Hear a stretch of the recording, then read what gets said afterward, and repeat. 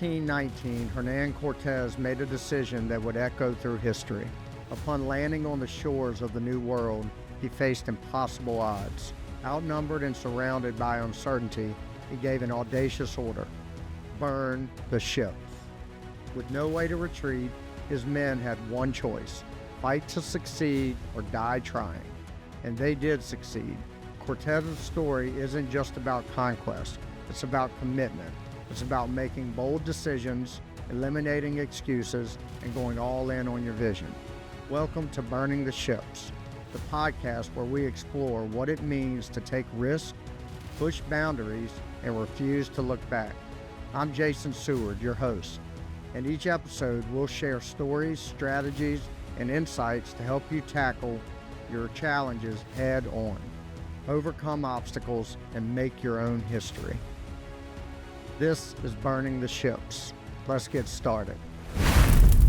Welcome to Burning the Ships Weekly Ramble. I'm your host, Jason Seward, and today I'm going to talk on the general topic of like disconnecting and slowing down, right? Which is very hard. It's something we all say we wish we could do. Very few of us practice it on a consistent basis, myself included. So I'm gonna dive into a couple thoughts around that, and no telling where I go with it. This will be a short one because I am a little pressed for time today. But before I get into it, I want to kick it off with JJ's joke of the week, and that joke is, all right, here's JJ's joke of the week. Why did the cow become an astronaut? Because it wanted to see the moon. That's JJ's joke of the week. That's a pretty good one. It's better than he's been coming with the last few weeks. But anyway, back onto the topic. So I have been, I'm going on a year now because the first time I really tried this outside of a vacation, right? I do a pretty good job disconnecting on vacation. And like when I'm just with my family and we're at a beach somewhere or whatever, I can go multiple days where I don't even turn my phone on. And I might check emails once a day, real quick, just to make sure nothing's on fire or anything like that in my business. But I generally can disconnect when I have like a pre-planned, like my mind is vacation mode, right? Disconnect mode. But I've always for years had trouble outside of that, right? So like if I'm in like work mode, business mode, and it's during the week or even on the weekends, I've just always kind of been switched on to just always have my phone handy, or my laptop not too far away so I can, handle business. Well, last June, so almost a year ago, I went to a networking event and a real estate event in Boston, and took my whole family. So Katie went, kids went, Bill and his family went, Tim, his family, and we just spent a few days kind of in Boston. We had the mastermind event, the real estate event, but we were there a couple extra days to spend a little time with our family. So when we were there, I kind of went there with the mindset of like, I'm going to try to disconnect for a couple. It was middle of the week, right? And we've got, business going on and stuff like that. But we had kind of set things up where we could disconnect for a couple of days if we wanted. So I get there, and it's one thing to say, like, I'm going to disconnect and not spend time on my phone. It's another thing to leave the phone literally behind. And not just for an hour, but for an extended period of time. So when we were there for 2 straight days, we were in a hotel. I left my phone. One day, we left the hotel room in the morning and did not come back till later that evening. So for an entire day of like just being out and about and stuff like that, I didn't have my phone. So my habit is to always reach for it, check it, and see what messages I've missed. Let me see what calls I've missed. Let me respond to stuff like that. Or if it's like a slow moment where, let's say, if I'm out with the kids and Katie and they go into a store and I'm sitting on a bench, I didn't go in with them or something like that, strolling through my phone, looking at reels and just, mindless stuff. Well, when you don't have the phone with you, you can't do that stuff, right? So it when it takes a little bit of getting used to. Like the first few hours, I felt like I was naked, right? I didn't know how. I didn't have my phone in my pocket. It was funny because I'd be walking or standing there, and I would feel my phone vibrate. Well, the phone's not there, and it's just it's a weird thing that like I'm so used to it just vibrating in my pants pocket that I felt it. Now, obviously, I didn't, but my mind tricked me into thinking I need to reach for my phone because I just felt it vibrate. That happened literally 5 or 6 times in the first few hours, but then as the day went on, I stopped thinking about it, and I was fully immersed in whatever we were doing, whether it was eating lunch or just walking or in a store or talking or whatever it is, fully immersed. Didn't even think about my phone. And so there was a little bit of anxiety there. And I'd done this before, like, again, like on vacation and stuff, but I had like led up to it. I knew I was on vacation. Everybody knew I was on vacation, and I was okay doing that. But this was just like a random Wednesday. So throughout the day, it got a little easier. But when I got back that first evening after doing that, something like I felt like I was going to open my phone and I would have 10 hours of work to do that I missed, right? I'm going to have all these emails, all these texts, all these fires to put out, all these things to respond to. I didn't have any of it. A few text messages, a handful, nothing urgent. My email box, had a handful of emails, but nothing urgent, nothing that had to have, be answered right away. Um, so I did it again the next day and left the phone behind. And uh, same thing. End of the day, I look at it and we're back in the hotel room. Nothing. Like nothing. I didn't miss anything. And what it made me realize, it was real profound for me. It made me realize that a lot of this chaos that is my phone, a lot of these things that I feel like are like pulling at me all day, every day. And this goes back to my corporate career too, because I had the same mentality. But a lot of it, I'm facilitating it. I'm the one causing it. And what I mean by that is like I'm I have the mentality of just making things happen, right? So I send out a lot of messages. I make a lot of phone calls, like a lot of outbound things, outreaches go out every day, which in turn brings in a lot of inbound stuff, right? So if I'm doing an outreach, it's going to get a response. If I call somebody and leave them a message, they're going to call me back. If I email them, they're going to most likely email me back. If I text them, if I message them on Facebook, any outbound stuff is going to generate a lot of inbound stuff. Well, when I don't have the phone in my pocket to constantly send those things out, it eliminates all that inbound stuff that comes from it. So, I mean, and I know this is a simple logic, but I realized that those 2 days that I had convinced myself that I was always busy. This thing was, and I'm holding my phone for those that are listening, but is always making me feel busy because of the stuff I'm doing to generate it, right? I start a lot of when I say fires, I don't necessarily mean bad things. Like I generate a lot of activity in my life. And that when I'm not able to do that because I don't have my phone at my fingertips to every time I'm stopping, sending out a message or following up on something or whatever it is, it cuts down tremendously on the inbound stuff that comes in. So I did that for 2 days, and since that point, and I'm going on a year now, and I've kind of been waiting to talk about it. And I've talked about it a little bit on here, but and other podcasts that I've been on. But this is something that I have been doing just about every weekend since. Now, during the week, obviously, I've got business to handle, right? It's good for me. Like if I'm not with my family, it is a positive thing for me to send all that outbound stuff, right? All the messages and stuff I typically do because that's the lifeblood of our business. I got to make things happen, make it come back. But on the weekend, like, and the stuff I send out, let's say call the weekend, Friday afternoon to Sunday night. There's nothing urgent that needs to happen. There's no reason for me to stir up a lot of stuff on the weekend. The only thing I need to be doing and during that time is focusing on me and my family and the things that are most important. So I have been intentionally no matter what we're doing on the weekend, unless I'm like waiting on a call, right? So like let's say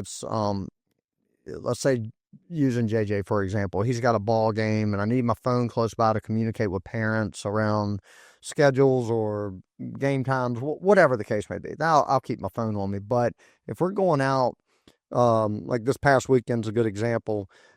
We spent 3 straight days doing some type of activity. Like one day we went to this place called Go Ape, which is like a ropes course. Spent a couple hours there, then went and got lunch, and then went and got ice cream with some friends.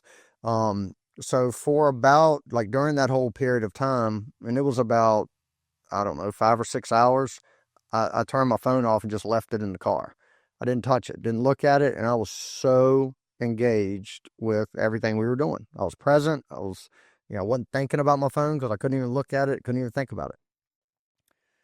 The next day, we had a bunch of friends over for, it was Memorial Day weekend. We had a bunch of friends over to play in the pool and we kind of did a cookout or, all that kind of stuff. And for hours, like basically from the time everybody got to my house till they left late that night, so several hours, I didn't even look at my phone, not one time. And again, I was fully engaged. The conversations were great. I wasn't distracted. I wasn't picking up my phone every 10 minutes to see what calls I missed or anything like that. And the same thing the next day, we went with the kids to the movies and lunch and did all this stuff. So I've been doing this just about every weekend for a year, and I kind of want to quickly talk about some benefits I've seen from it. Number one, I did this. I don't know if this is the right move or not, but I did it and it's been effective. But I asked my kids to hold me accountable to it, right?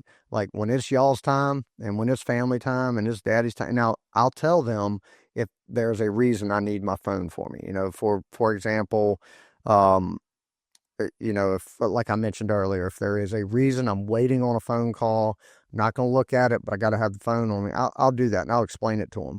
But if they see me, like they will tell me, Daddy, leave your phone behind. Daddy, put your phone up. And I'm fine with that. Like I need that to remind me that this is their time and my time with them, which, I enjoy, they enjoy, and we both need it. Um, it has helped. My wife and I have always had a really strong connection, but this has just helped strengthen that because now when we're together, I put my phone away. I don't even look at it, right? It's not there to distract us. So it's allowing us to, like this, I'm recording this a couple days before our anniversary. So this weekend we're going to get out of town, spend some time together, just her and I, and, eat some good food. We're going to a comedy club. We're going to do all that stuff. And I won't, I'll have my phone with us. Like it'll be in the vehicle or in the hotel room. But it is not going to be out. She's going to be my only focus, me and her. And so what this has done for me again, it's helped strengthen already strong relationships that I have with my friends, my family, my kids, all of that. Um, I, it's easy, and this is not a knock because again, I don't always get this right. Sometimes I still have my phone and I'll just catch myself scrolling on it when my attention should be somewhere else. Or checking emails or replying to text and stuff like that. None of that stuff's urgent. Like in my mind, if something's urgent enough, like she is able to have her phone on her and not be so distracted by it, right? She's not always on it as much as I am, and so if something's real urgent, the people closest to me know how to get in touch with me through Katie, right? They can find her, they can connect with her, but if it can't wait a few hours before I get back to my phone, then just not much of my life that's gonna um, have that much urgency. So again, it has helped strengthen my relationships, but and that's great for the people around me. Like that's, I'm always thinking of the folks around me and the impact of what I'm doing is having on them. But the biggest number one thing is help, for me is selfishly just my mindset, right? I am so much more relaxed when I don't have that phone with me. I am so present and I feel everything so much more, like all my happiness and joy and all the fun things that I might have missed, or the funny things that I might have missed while staring at my phone. I know this sounds simple, but when it's not there, I'm able to see all these things and experience them and feel them even in more depth than I ever have. And that's profound, right? Like that gives me so much more energy. And it has not, again, I have this mindset of like this urgency, always wanting to just get things done, keep it moving, keep it moving.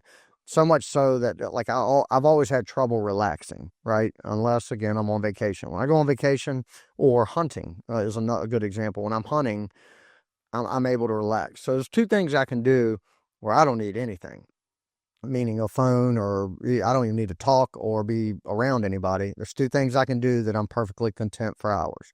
One is sitting in the woods hunting. Two is sitting on a beach staring at an ocean. Those two things I can sit literally paralyzed for hours without any stimulus, and I'm okay, right? Outside of that, which is most of my life, right? Those things I don't get to do very often. But outside of that, my brain is always going. Like I got to go to the next thing. And the worst thing for a mentality like that is this phone, right? It's always there and it's always instant stimulus. If I'm bored, I can find something to read or look at, or a video to watch, or scroll through Instagram or whatever it is. If I have a thought like, man, oh, well, here's an example. The other night, this is such a random example, but the other night, I want golf clubs. I love to golf. I want a 7-wood, right?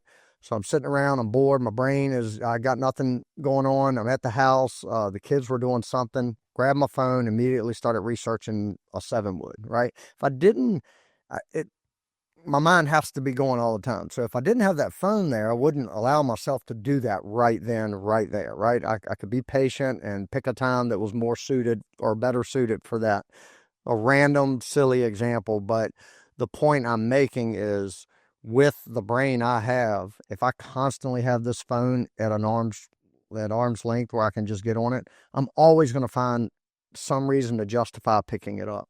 If I can literally turn it off, leave it behind, and just separate from it for a long period of time, I'm a better person. I have better thoughts. I'm clearer. I'm calmer. I'm nicer. I'm all these things. I'm more pleasant to be around. So I've learned that over the last year of really making a conscious effort to be intentional with this and do it on a regular basis. So I'm going to challenge folks that are listening to this because, it's still hard for me, but I'm going to challenge you to try it, right? Just try it for a day. Pick a Saturday that, you don't have much going on that's going to interrupt you with the phone. You're going to be with your family, or you're going to be engaged with something, and just leave the phone behind. And you may say, well, I want to take pictures. That was my excuse all the time. I got to have my phone in case I want to take pictures. No, you don't. Somebody around you, if there's something worth taking a picture of, somebody's got their phone on them. Let them take the picture and send it to you later.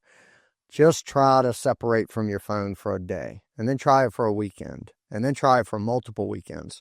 And if you have children, watch how much more present you feel with them. And if you don't have children, or if you have children and a spouse, watch how much more present you feel with your spouse or your friends. If you have a trip coming up, like I've got a golf trip coming up in a couple months with several of my buddies. Now, I do want to take pictures and kind of document everything that goes on there, and I will. But for the most part, I'm going to have that thing turned off, no distractions. I'm going to be all in with my buddies, focused on them, laughing, having a good time, what have you. If I have that phone on and I'm accessible every time between holes, I'm going to be picking it up, checking stuff. And, it's just not necessary. So I challenge you all to try this. Try it in small doses like anything else. I'm pretty extreme with things. So I felt so much good out of it last June when I tried it in Boston that I've been doing it pretty much every weekend since. Another thing is I very often put my phone in do not disturb so nothing can get through to me. I have it set up where my wife and my mom and my siblings and my daughter are the only phone numbers that can get through to me when I put it in like personal do not disturb mode. Outside of that, nobody's breaking through. And anybody that, needs to get me, if they're close enough to me, they know Katie's number, they can break through that way. But these are just small things that have made me have a stronger presence and mentality and just way more calm in my life. So again, just try it. Try to disconnect. Try to slow things down by disconnecting and just feel your presence in every moment. And I promise you, this is 100% guarantee. If you can do this, even in small doses, try it for a morning or an evening or something like that. But that feeling of realizing your phone's not there, it ain't going to be there, and now you've got to focus on whatever it is to fill your brain and fill the time, you're going to feel better about it. Now, it's easy to fall back into as soon as the phone's there, scrolling through it, because I still do that. But give it a try, and let me know if you try it, or if this does anything for you, because I love taking things that have worked for me, knowing that it may not work for everybody, but at least sharing it. And if it helps one or two people, then I am thrilled, and I'd love to hear about it. So that's all I got today, and I appreciate you guys, as always, following along and supporting the show, and we will talk to you next time on Burning the Ships. Thank you for tuning in to this episode of Burning the Ships. I want to give a special thanks to our sponsor, 608B Capital, helping real estate investors secure fast, reliable funding to fuel their boldest moves. If you're ready to take your investing to the next level, visit 608bcapital.com to learn more. If you found value in today's episode, please take a moment to rate and review the podcast. Your feedback not only helps us improve, but it also helps us reach more people who are ready to burn the ships and commit fully to their goals. And don't forget to share the episode with someone who needs that extra push to take bold action. I'll leave you with this. Burning the ships isn't just about removing the option to retreat. It's about unlocking the courage to charge forward. No matter the odds, the past is behind you and the future is yours to conquer. Thank you for listening, and I'll see you next time on Burning the Ships.